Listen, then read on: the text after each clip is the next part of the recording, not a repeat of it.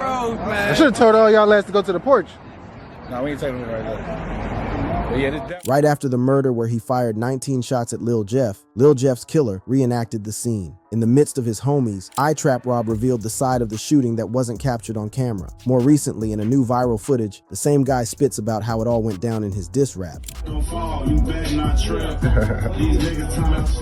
This leaves us with the big question. Did Trap City set up the Bloodhound superstar, or it was all an act of self-defense? E-Trap Rob disses Lil Jeff in a viral video. Chicago drill is known for its dark, aggressive lyrics and trap-influenced beats, which often reflect street life and gang violence. Unsurprisingly, the drill rap culture has led to the emergence of several rappers right after they commit high-profile murders. This has been the case with Chicago-based rapper I-Trap Rob, Lil Jeff's alleged killer. Also known as Trap City Rob, the rapper has been in the news since Lil Jeff was killed in June 2024, and he recently sent social media into a frenzy when a video surfaced showing him dissing Lil Jeff and the Bloodhounds. In the video, Trap City Rob can be seen wearing a black customized I-Trap t-shirt in what appears to be a recording studio. As the beat comes up, Rob starts by sounding off a warning shot to his ops. He spits, "Riding through the 6, you'll get your shit flipped, shooting all the passengers and fuck up your whip." As the video progresses, things get more personal as Rob takes a swipe at Lil Jeff and the Bloodhounds. He raps, "Don't fall, you better not slip. These niggas talking about sliding, I just watched him slip. This shit is not a game, better get a grip before we put your ass up in the sky just like a blimp." The video was posted on Reddit back in February, and it immediately caught the attention of fans, with many of them taking to the comment sections to share their thoughts. Many of the fans hailed Rob's delivery in the short clip and wondered why they had not seen this version of Rob sooner. One comment read, "Why he sliding on this beat like that? Where was this Rob before he got locked?" Another user queried why Unc ain't dropped this, to which one person responded, "He did the song is on UNC City Trap Gang. It's called Riding Through the 6th. After fans identified Rob as Lil Jeff's killer back in June, he spent the next few months shying away from that tag, and in some interviews he even pushed back at those claims, describing them as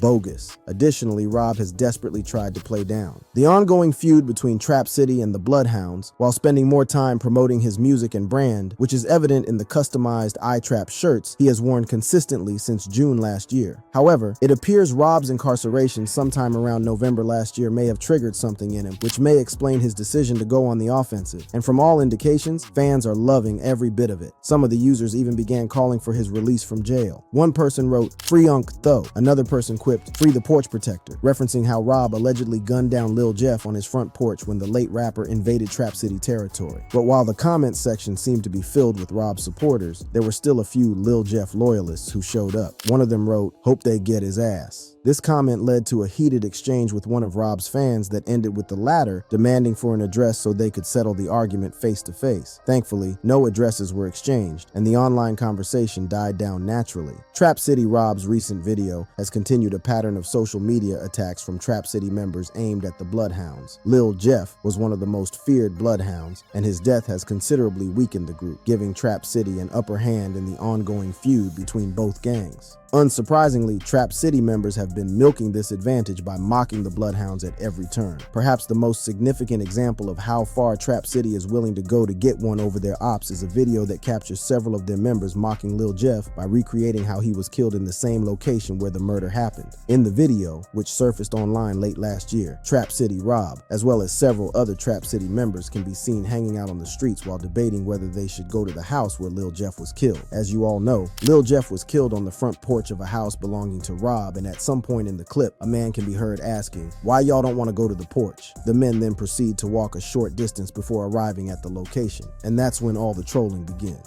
First, Trap City Tero can be seen running up towards the building just like Jeff did before he was shot, and then moments later, another Trap City member gives a more accurate demonstration when he runs up to the building before falling to the ground like he's been hit. As he ran to the building, he could be heard saying, "Look what he did, look what he did." Once he was done with the theatrics, the whole crowd erupted in laughter as they mocked the death of one of their fiercest enemies. Interestingly, these two videos are a far cry from what Trap City Robin used to be all about some years ago. Back in the day, the rapper used his platform to speak against black-on-black violence, and even claimed that drill music was just an excuse to commercialize black murder. Amidst all the drama and controversy surrounding Lil Jeff's death, fans dug up Rob's old post to highlight just how far Rob has come since he dropped those words of wisdom. In a Facebook post shared on November 1st, 2022, Rob wrote, "As a whole, black male conflict resolution skills are drastically underdeveloped. This is for the hoodlums and the thugs. Any disagreement, it's a fight or shootout, no ability to talk and or articulate thoughts and feelings.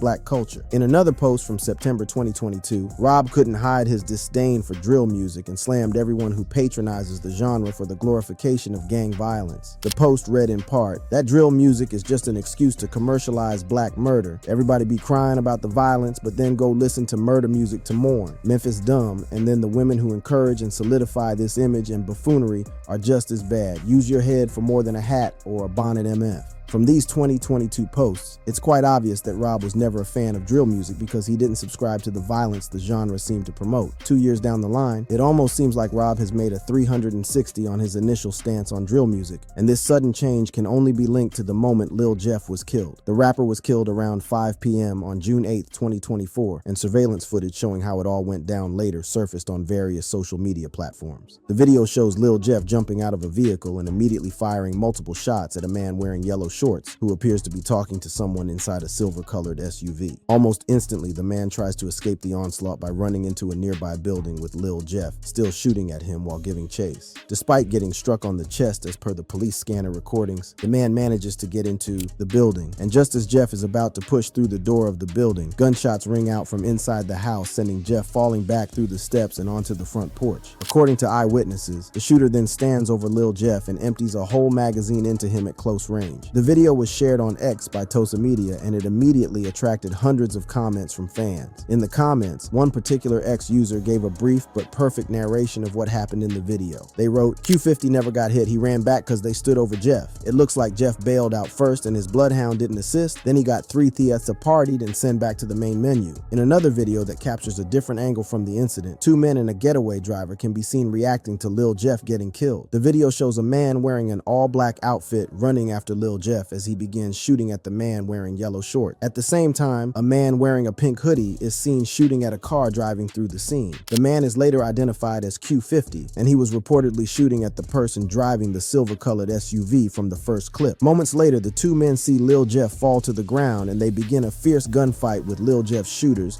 which ends briefly. As soon as they realize it was too late to save Lil Jeff, the men hurriedly retreat to their getaway vehicle, with Q50 running with a limp, suggesting he had been hit. But just before they flee the scene, the getaway driver steps out of the car to take one last look as the gunmen continue to fire multiple shots into Lil Jeff. The clip ends with Lil Jeff's homies fleeing the scene, but they return to the scene moments later to carry Lil Jeff's body from the front porch and take him to the hospital where he was pronounced dead. According to the police scanner recordings, Lil Jeff was shot 19 times, as his killer made sure there was no chance of him surviving the shooting. Days after the shooting, social media was thrown into a frenzy when fans identified Trap City Rob as Lil Jeff's killer. The rumors began to circulate online after Reddit users dug up an old video showing Trap City Rob outside the house where Lil Jeff was killed. In the video, Rob looked comfortable as he smoked a joint while sitting in the front of the house. Rob then gave the rumors more credibility when he confirmed during a July 2024 interview the house belonged to his grandmother and he had lived there for some time. For many Trap City loyalists, this was enough reason to conclude that Rob was Lil Jeff's killer and subsequently build a cult following around him. Unfortunately, the fanfare surrounding Rob and Trap City's mockery of Lil Jeff's death has only fueled the hatred between both groups. Now both sides seem primed for an unending feud, the deadly Drill City Trap City beef.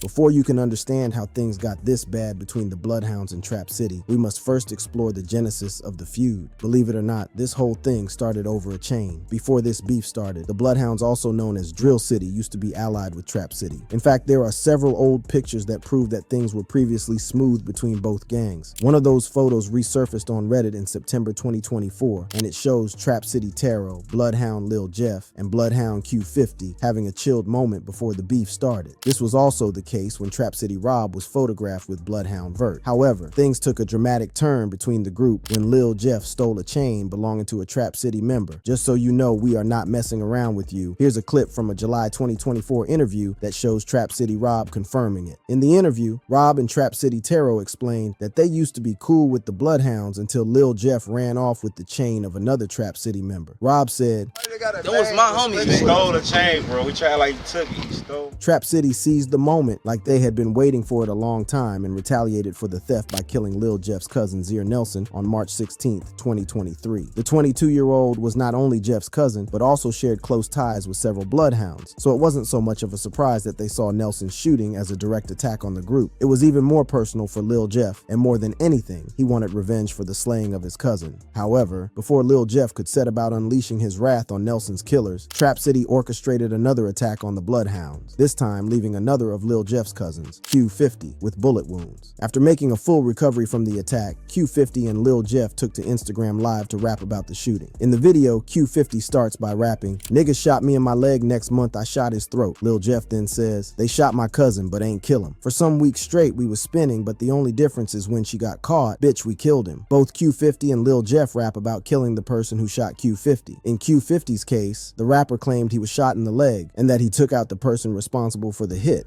a month later. While the facts of the case suggest that Q50 may not have had anything to do with the shooting, his lyrics were referencing the fatal shooting of 19-year-old Jalael Goins. Goins was known as Leal within Trap City circles, and he was fatally shot while sitting inside a rideshare on June 25, 2023. According to the police, the shooting occurred just after 9 p.m. in the 1300 block of West Taylor Street. Goins had just entered a Lyft ride when a man walked up to the vehicle and fired multiple shots at Goins through the window before fleeing the scene on foot. The Lyft driver managed to get away from the shooter and drove Goins to Rush University Medical Center, where he was pronounced dead. While recounting the harrowing ordeal, the Lyft driver Robert Smith told the Sun-Times, "I tried to save him. I didn't care about traffic lights and speed cameras. I really wanted him to survive. I was praying for him the whole way there. When they took them out of the car, I was praying for the surgeons to do what they could do." The community was still in shock from the brutal killing, and law enforcement in Chicago was still struggling to track down the lone shooter when Lil Jeff routinely took to Instagram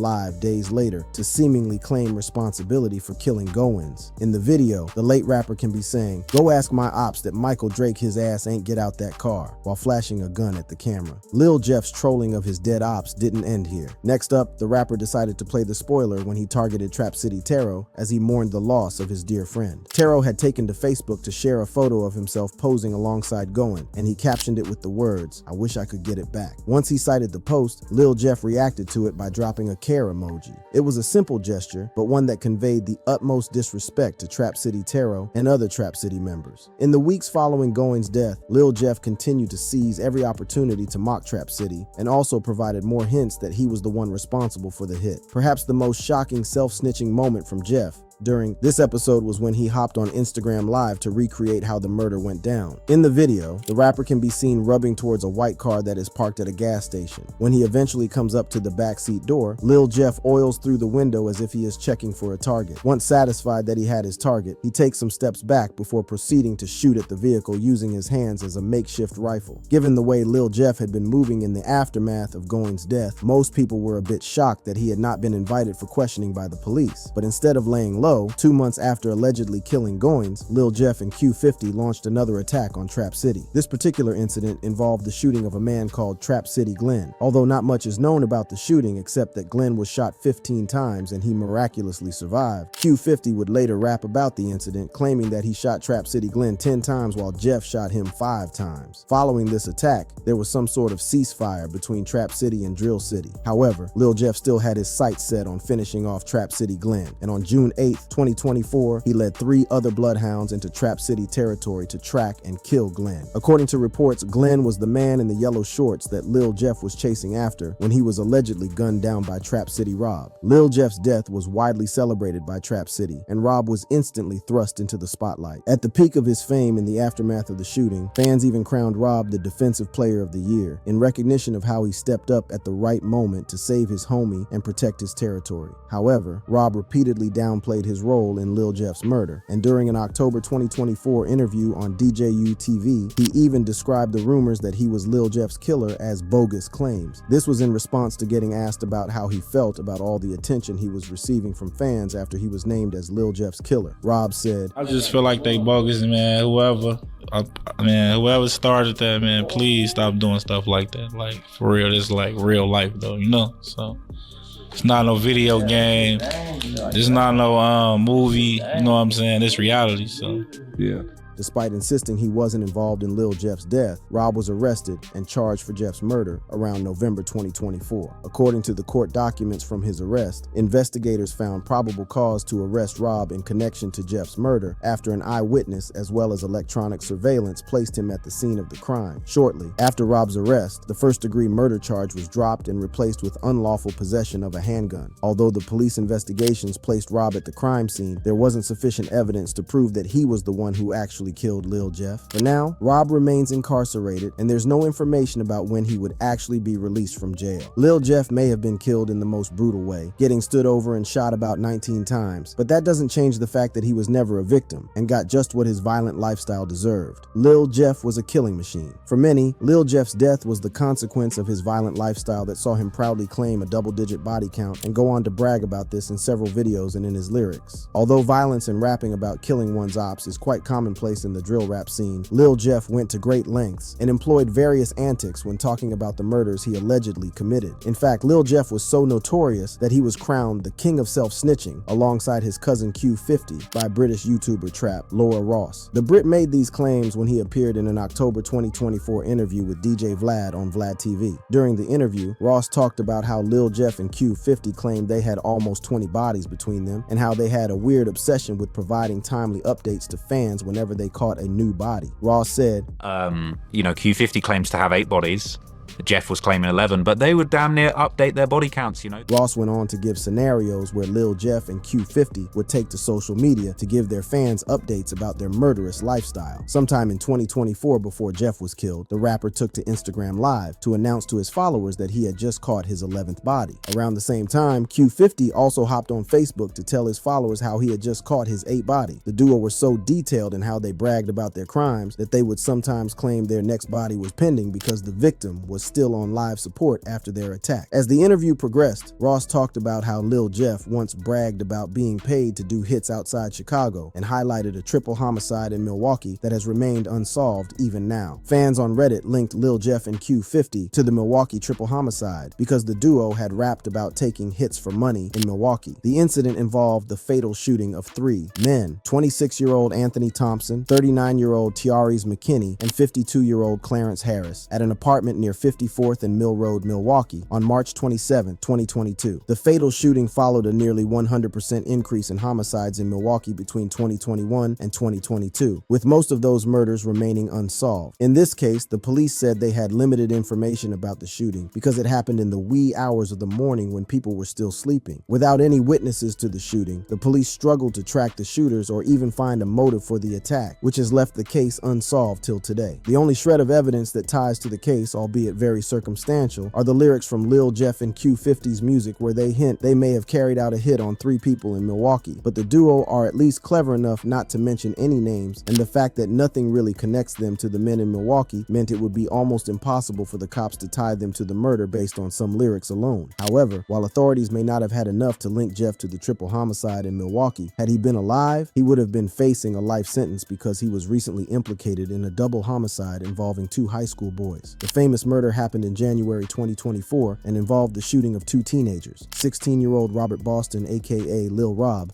and 17-year-old Monterio Williams, aka Monty. The boys were part of a group of students who were walking outside Innovations High School when about 3 gunmen hopped out of a blue Infiniti SUV and opened fire on them around 12:30 p.m. According to reports, the masked gunmen kept firing for about 15 seconds before fleeing the scene in their vehicle. Lil Rob and Monty were struck multiple times and were rushed to the hospital in critical condition, but they succumbed to their injuries. While the community was still reeling from the shock of the Brazen Daylight shooting, Lil Jeff shared a video on Instagram that showed him in the getaway vehicle alongside 2 other accomplices. This was barely 15 minutes after the attack, and in the video, the group showed no signs of remorse for what they had just done as they excitedly rapped to a song that depicted masked men riding in a stolen car before getting out and shooting at someone. Shortly after Jeff posted the video, police received an anonymous tip that named Jeff as one of the suspects and also pointed them to the Instagram video. While most murder investigations like this could take weeks or even months before police get their first lead, the Chicago police had caught a major break barely an hour after the incident happened. Lil Jeff would later implicate himself further when he released a diss track titled Ah on February 16, 2024. In the track, Lil Jeff mocks the dead teenagers and seemingly claims responsibility for the double double homicide. At some point in the song, he raps, "When I speak, it's only facts." He was screaming, "Ah," when he got hit. Ah, real tough up on the net. Now he on the floor looking like a bitch. Just walked in lids for 2 hats, really stepping on blood. Niggas know how it gets. Although Jeff doesn't mention any names, it was pretty clear what and who he was referring to in the song. Jeff mocked how the teenagers screamed in agony as they struggled for their lives after getting struck by multiple bullets. More importantly, he mentioned how he had gotten 2 hat, which in Chicago drill means 2 bodies. In a nutshell, just 3 weeks after one of the most shocking double homicides in recent times in Chicago, Lil Jeff was admitting to catching 2 bodies and directly referencing events from the murder scene. It didn't also help that Jeff had been feuding with the teenagers in the months leading up to the shooting, and there were several videos on social media that documented just how the beef between Jeff and the teenagers escalated into a double homicide. Interestingly, this beef started out in a similar manner to how the Bloodhounds beef with Trap City started. However, in this case, Lil Rob and Monty stole from Lil Jeff and even went on to mock him over the stolen jewelry. In a video that went viral online, Lil Rob and Monty can be seen taunting Lil Jeff while showing off a pair of wristwatches. They laughed at the jewelry being fake while pointing their guns at the camera, and they could be heard saying,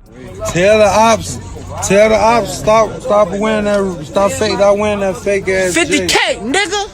Tell the ops start wearing that fake ass J, bitch. With his reputation at stake, Lil Jeff went on live and addressed the situation. He claimed that he was not robbed by the teenagers as they were trying to make everyone believe, and maintained that the boys had ran off with his chain during a hangout. He said, but Lil Jeff wasn't just going to let the disrespect slide, and his thirst for revenge eventually culminated in the fatal shooting of the boys in January 2024. About a year after the shooting, the police made their first arrest in connection with the double homicide. 22-year-old Tommy Coleman, aka T Slick, was arrested on January 29, 2025, in the 5700 block of North Mason Avenue. He was subsequently charged with 2 felony counts of first-degree murder and 1 count each of attempted first-degree murder, aggravated discharge of a firearm from an occupied vehicle, and possession of a weapon by a felon. T Slick was equally cited for not registering a weapon, and he made his first court appearance a few days after his arrest. During the hearing, prosecutors established that T Slick and the other 2 men who shot the teenagers had beef with them. Additionally, prosecutors claimed that one of the masked men who killed the teenage boys had died in June 2024. Meanwhile, suspect number 3, 20-year-old James Allison, aka J-Mo, was identified as a student at Innovations High School in the Loop, and according to prosecutors, he was crucial in providing information that was used to track the movement of Lil Rob and Monty on the day they were killed. J-Mo was arrested a few days after T Slick's arrest, and he was subsequently slammed with a series of charges, including 2 counts of first-degree murder and 1 count each of attempted murder, aggravated discharge of a firearm, and aggravated unlawful possession of a weapon. While the duo are now facing possible life sentences, Lil Jeff's fate has already been sealed months ago when he was brutally gunned down.